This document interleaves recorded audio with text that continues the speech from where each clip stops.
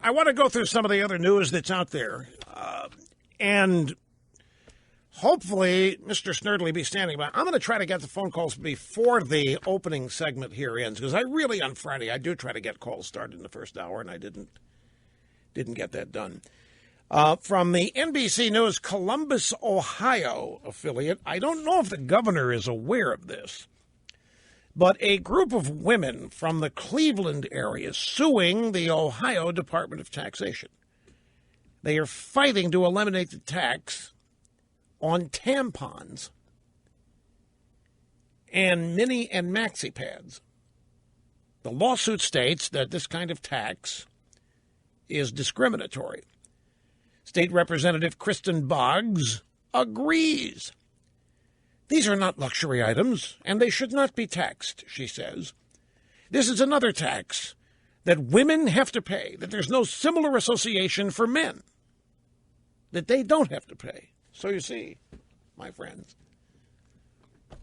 not only should contraceptives be provided gratis, but now there should be a total elimination of sales tax on tampons and pads on the basis that they're not luxury items. Every woman needs them, and men do not have to buy them. There's nothing that's the male equivalent. And, of course, right in there is a Democrat Party agreeing with this. Oh, yeah, it's just more of women are victims and somehow of men here. You've got a Democrat state representative agreeing with the premise here. Now, what do you think Kasich would do? Oh, man, he'd go out, he would go to the store, he would surround himself with tampons and pads, and he would no doubt talk about how unfair this is and hug whoever was there after making a speech about, well, maybe, I don't know, he maybe do a confetti shower with tampons instead of the usual confetti.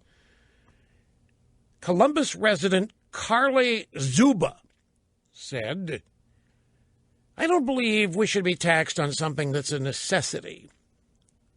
To be taxed for it, it's kind of unfair, said Kelsley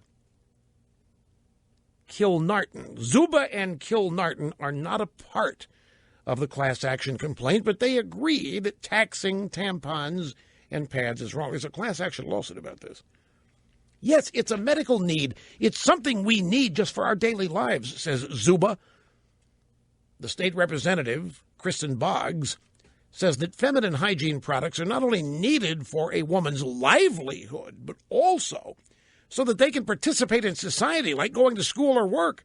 I think there's a lack of understanding that they are medically necessary products, and I think that as such they should not be taxed.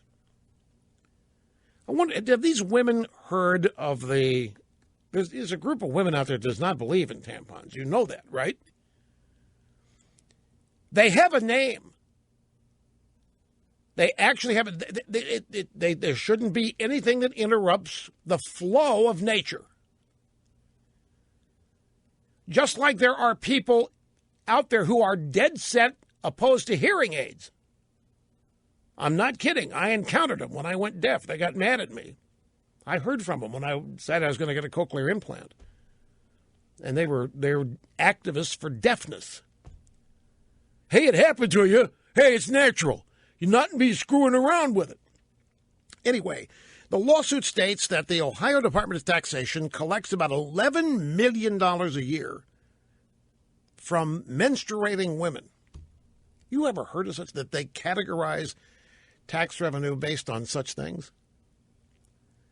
According to Kristen Boggs, the state representative, if the court finds that this tax violates the Equal Protection Clause of the Constitution.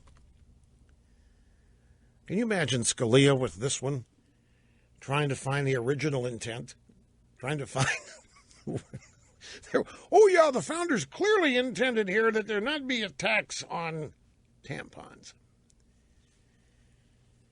Many medical items in Ohio are not taxed. The lawsuit also states that women spend on average about $70 a year on tampons and pads. And that equals about $4 in taxes annually, depending on local taxes.